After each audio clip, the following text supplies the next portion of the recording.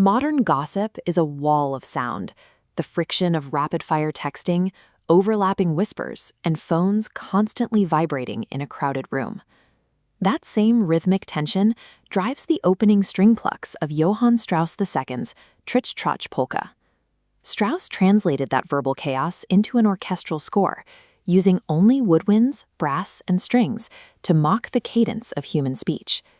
This is a study in musical mimicry, where the instruments stop playing a traditional melody and start imitating a conversation. Johann Strauss II was the 19th century's premier celebrity composer, navigating the massive expectations of a family legacy that already defined the sound of Vienna. In 1858, he returned home from a lucrative summer concert season at the Pavlovsk Palace in Russia. He arrived in a post-1848 Vienna, a city where political tension was high and high society used rumors as a primary form of entertainment. His new composition took its cues from a popular local burlesque play and the Viennese slang term Tritsch-Tratsch, which translates to chit-chat. Strauss wrote the piece to capture the specific energy of a society that used gossip as a daily pressure release valve. The polka is built in 3 distinct movements. This first section establishes the rhythmic foundation of the chat. In the opening bars, Strauss avoids bowing the strings. Instead, they are plucked, a technique known as pizzicato. These short, disconnected notes mimic the physical act of whispering.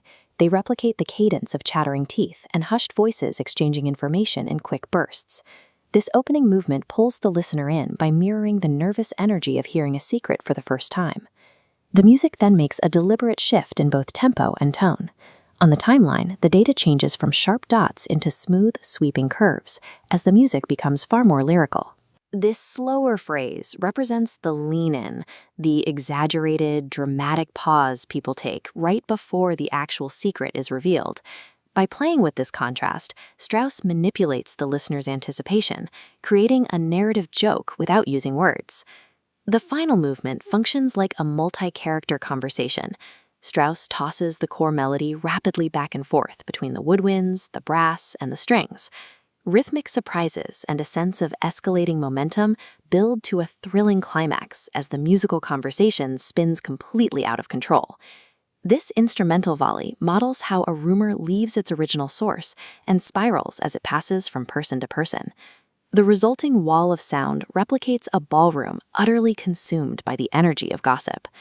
When the polka premiered in Vienna in 1858, it was an immediate commercial smash. It served as proof that Strauss could master the faster, bohemian-rooted polka while injecting it with a sharp narrative wit. The piece established that orchestral music could be funny and driven by a specific story. Using instruments to mimic physical actions and comedic timing laid the groundwork for the techniques used in modern film scores and animation. Strauss succeeded by isolating a common human flaw and turning it into a piece of enduring art.